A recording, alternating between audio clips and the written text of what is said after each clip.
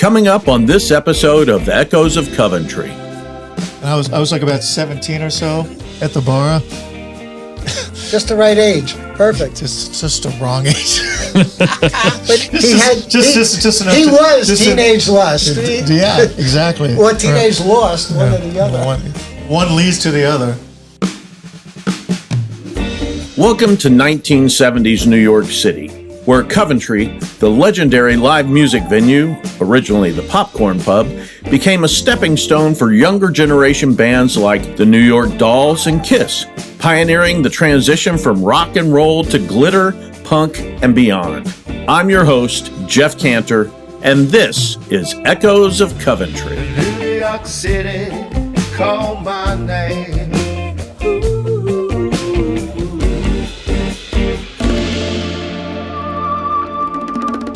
Joining me today is Billy Joe White, lead singer and guitarist for Teenage Lust, who rocked the Coventry back in the 70s. Billy Joe, thank you so much for joining us today. Thank you so much for having me. Now, when did you form Teenage Lust? Well, I was in two bands at the same time. Okay.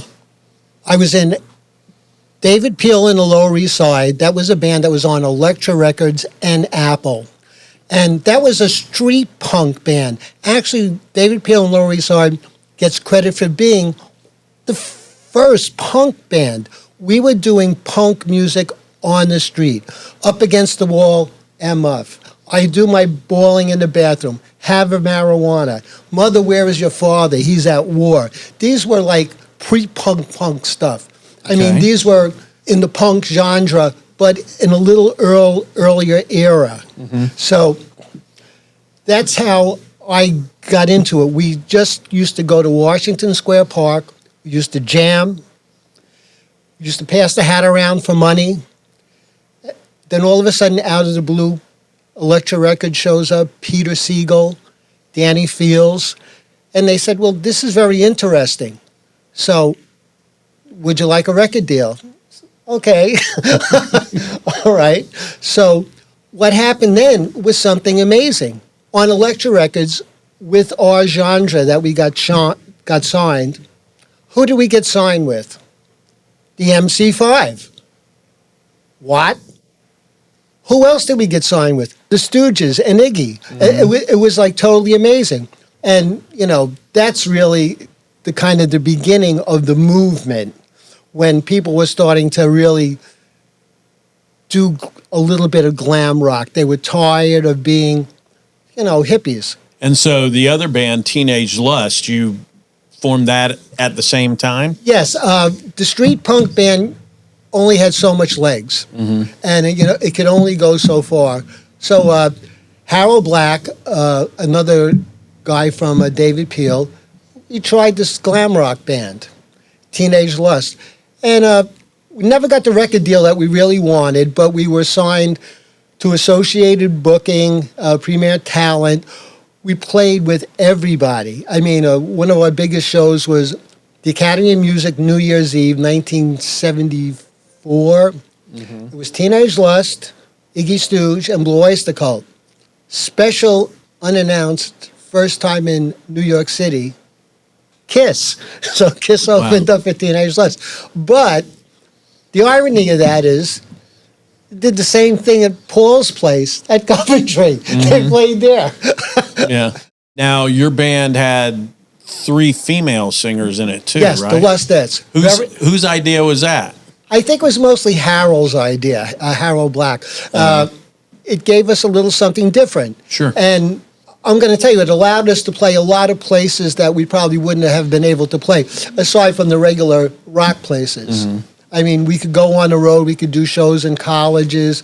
I mean, we played with Tommy James, REO Speedwagon, Allman Brothers. I mean, down in Richards and Atlanta. Mm-hmm. But partially because of the girls, because, you know, it was more of a friendly act in its own way. And how long did Teenage Lust keep lusting? Like how long did you survive? About 8 or 9 years. It had quite a run. I mean, online, Harold was basically the online guy who did everything. And you look at the gigs that you played all over the country. Mm-hmm. I mean, it's like 1,000 gigs. You don't even remember half of them. Wow. I mean, it's like totally amazing. We were able to make money. We did well. And when it came to an end, it came to an end. Sure. Well, in thinking about that era and thinking about, and I know you have this book here that is amazing. It seemed like everything all interacted. The art scene, the music scene, just the scene. What do you think caused that? Was it the war? Was it? You know, people were moving out of the hippie generation, the protest generation, heavy-duty politics. Mm-hmm. And, you know, I think people, you know, wanted an escape. But it was a change in society. It's a change in, you know, social attitude. All these people from all these different venues just seemed to get this spark all at once, and they intermingled. This book by Alan Tannenbaum, New York in the 70s, fabulous photographer. This is real photographs of the music scene, the club scene, the art scene, and when you look at the different chapters, you could see the similarity between all the people. It was like they were doing different venues and different art expressions, but they were the same. Mm-hmm. I mean, it was all coming from this one place, God only knows where, but it just exploded all at the same time.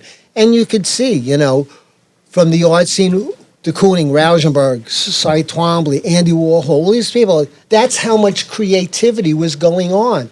And you see, look, Talking Heads on the radio all the time, Blondie, Kiss, it's still there. People wanted to be together with like-minded people and people, you know, that kind of felt the same vibe. Mm-hmm. I mean, towards art, towards music. They wanted to be with their people, whomever they may be. There was all these great bands you could see, and you just get a card. Here, the Dolls are here. The Dolls are playing at the 82 Club. This one's playing here. Whatever. And it was like something to do every night. It was crazy. Tell me about playing Coventry and how that came about. There was a circuit for bands, basically. There was a lot of clubs, smaller places, galleries. They would actually ask bands to play. I mean, not just as a concert thing, but as part of what they were showing or doing, part of their art exhibition, part of their fashion show, part of their photographic exhibit. You know, everything kind of like intermingled. I think that's kind of how the glam rock and glitter thing really started, because the bands were playing in places that people were dressed up. So the bands got dressed up also. And the punk bands, it's hard to look like that. Mm-hmm. I mean, they had that certain specific look. You know, people think it's just improv, but it's well thought out. Mm-hmm. I mean, the punk girls, the safety pins, the right tear. I mean, it wasn't glitter rock, but it was underground glam rock. Right. It was like totally amazing. I've heard stories about what Paul was like compared to some of the other club owners. Night and day. I can't begin to tell you how accommodating Paul was. Always was there, said hello, what do you need, is everything there, you want something to drink. Coventry was a really rock and roll bar. I mean, it was a great place. It was kind of a little desolate where it was at that particular time. On one corner, White Castle. On the other corner, a topless joint. Across the street was a gym that taught boxers. So you could box, you could have a hamburger, you could watch the girls. But Paul was just so nice. I mean, he was a real gentleman. And in my humble estimation, he never got the credit that he really deserved. You look at the lineup of people that he had. Mm-hmm. He had everyone. How could you have 10 or 15 bands so successful? I mean, out of this world successful, just in this one little place. He let them play a lot. Yeah. I mean, you could play practically, once or twice a month to help you survive with money. And he always took care of you to the utmost. and it was like totally an amazing experience. Yeah. Was there something about Coventry, maybe it's what you said about Paul and how accommodating it was, that led to so many bands being successful that came from there? Possibly, but it was a great place to play. But it was a real rock and roll bar. At a bigger stage, you could set up, you could play. It was a more diverse audience because a lot of kids from Queens came and whatever that didn't want to go to the city. So it was like you could really rock out there. I mean, and you felt like that's what it was. For a better terminology, you could really let go, and you could really kick it, and you were getting the response back. I mean, the bands were really great. I mean, there were other bands that played there. The Harlots of 42nd Street, great band. Street Punk, great band. I mean, there was like a lot of really, really good bands. I mean, everybody can't make it, but the music there was wonderful. I mean, people could really play. They weren't limited by the size or time limits or anything. You were there. Paul had these great advertisements in the Village Voice. Coventry, Teenage Lust, da-da-da. Coventry, Kiss. Coventry, The Dictators. Great advertisement every week. It was amazing what he did to promote the bands, and that's why people wanted to be there. They got their name in the paper. It was the Village Voice. They had a really good gig. They made a few bucks. It was an amazing situation. Yeah. Any other memorable anecdotes about Coventry, like whether it be about Paul or whether it be about just something funny that happened, or something endearing that you always take away from your days there? Paul had such an insight with the quality of entertainment. I mean, it's mind-boggling how good he was and how thankful that you were that he just included you. It was amazing. Such an enjoyable experience. And as you can see how fondly I remember it, our band remembers it, and all these other people. Richard Manitoba, I just spoke to him. He loved playing there. He said it was like a real bar. I can't say enough about it and how accommodating he was and how accommodating his family is now. Full moon buses in the Broadway lights. It's a perfect fit. So Charlie, let's bring you into this conversation, and all right, let's do that. And tell me what you remember about Billy Joe's band. Well, I've been sitting here in the bar, like listening to Bill talk about Teenage Lust and all the other bands and stuff like that. And I was like about 17 or so at the bar. Just the right age. Perfect. Just the wrong age. But just enough. He was Teenage Lust. Yeah, exactly. Or Teenage Lost, one or the other. One leads to the other. So thank God. Yeah, exactly. So this is so amazing to me. I met him at Sanger Hall, and like we had a brief chat. I'm going like, "Are you kidding me? You are that guy?" I'm going, that was fantastic to me, because not that you guys know what our band is doing right now, but we have a little smidgen of a Teenage Lust act in our band right now. Charlie's up in the Sound Dogs. We have a very sexy woman who's singing backups. And how many did you have? 3. 3. We used to have 4. I couldn't afford it. The band was phenomenal, though. I mean, like we were talking about, the bands that were in the Coventry, they were amazing bands. Oh, This was not the schlock of society. No, the musicianship was crazy. I'm going to give you a little background on our band. Yeah, please. Our bass player, Don Cretmore, played with a lot of people, and the guitar player, Bill Lessenden. When Danny Kalb and Mike Bloomfield left the Blues These are names that everybody knows. Left the Blues Project, those are the 2 guys who took their place. Wow. In the Blues Project. Amazing. They got hooked up with our band, Teenage Lust. We were signed to a management company, Wartoke Management, Jane Friedman and Patti Smith. It was really, really good. But Jane Friedman, God bless her, got those 2 guys with us. Don Cretmore, after Felix Pappalardi passed away, played with Leslie West. Leslie West used to come to our rehearsals to play with our bass player. Really? It was crazy. And Bill is doing some other stuff. But I'm mentioning this, this just to show you the quality of the musicianship. And our guys were good, but there were guys just as good and maybe even better. They were amazing, amazing musicians. I mean, and they couldn't have gotten that far in their particular bands if they weren't that good and didn't have the adaptability to really listen to a producer, get the rhythm section right, get the leads right, get the breaks right. Being in bands, that's not easy to do. Listen, it takes a lot of work and a lot of money and a lot of practice to be a bad band, not even be a good band. But isn't it amazing, though, with my father, just like, it's a bit of willy-nilly, because I know my dad. He was not there studying Mozart and rock and roll when he opened up the Coventry. So he kind of like stepped in it in a way. But what he did have, he had like a really good intuitive sense of what was good. Hell yeah! Because if you think about what were we talking about here? We're talking about the 70s, right? So the stuff that he was bringing in, it was ahead of its time. It was just emerging, and he loved it. He loved it. And me being a kid in there, 17 or so, I loved it too. And you guys, the quintessential expression of what was going on. But this is exactly what I was saying. His ear and his eye, he knew exactly what the hell he wanted, and he had that innate ability to know that, hey, this is really good. For me to see these type of bands was amazing to me, and for you to be here is amazing to me. I'm a fan of the scene.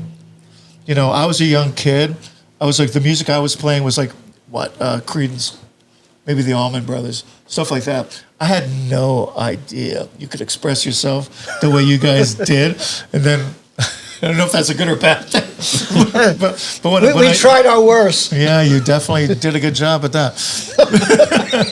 But like seeing the full blown expression on stage of you and all these other guys, that was amazing. So, but before that, when you were playing, how did that expression of like showbiz come about? So what was like the impetus? Like, let's go this way. Let's do the makeup. Let's do the girls. Let's do fishnet. Let's do whatever. How is this happening? With the David Peel and Lower East Side Band, we were like hippie kids on the street doing street punk. I actually played drums with David Peel. Yeah. For 2 songs. There you go. We had like, brown jeans and moccasins and, whatever. We were like one step above homeless. Yeah. There wasn't so many after-hours place back then. So you had Max's, you'd hang out all night. Yeah. My apartment was on 16th Street. Go to my apartment, change into like shorts and whatever, ride bicycles over to the Leroy Street swimming pool. We'd go swimming with hundreds of people to like 7, 8 o'clock in the morning, then go to David's Potbelly, have breakfast, or the Pink Teacup. We'd stay there all night, hang out, and do the same thing tomorrow. So you tell me you led a really healthy lifestyle.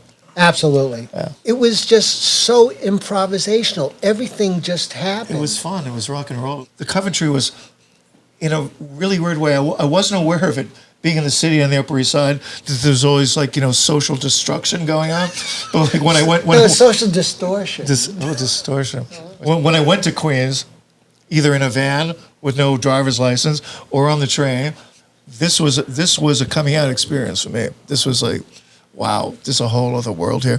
And the funny thing about it, imagine this, a kid experiencing this, I had to experience this in Queens. I did not experience this in the city. I had no connection to any of the city stuff at all. But you had a connection to the best of it. I did.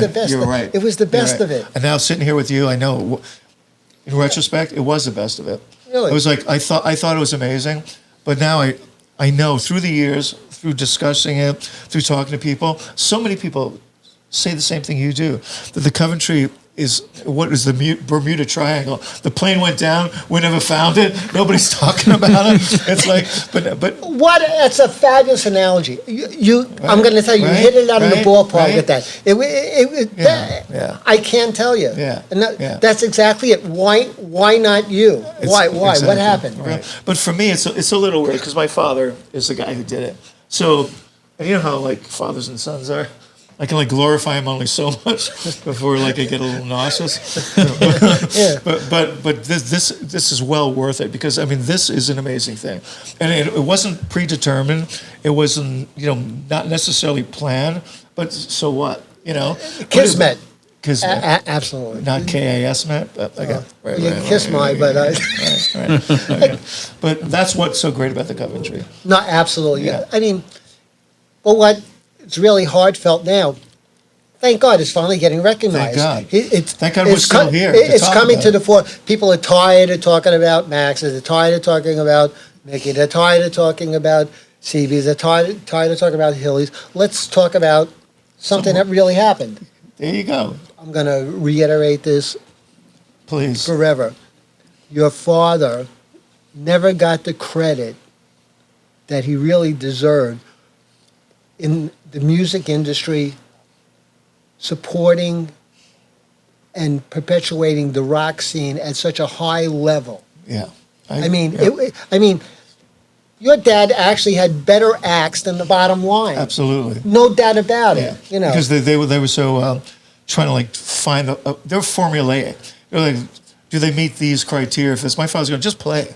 the amount of wonderful bands that we're still listening to today, forget it. It's unbelievable. Yeah. I mean, it's unbelievable. And, you know, it was him.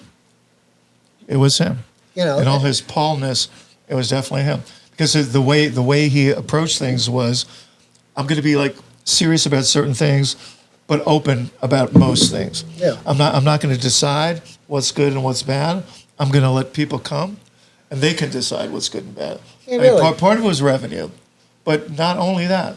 The bands that he loved.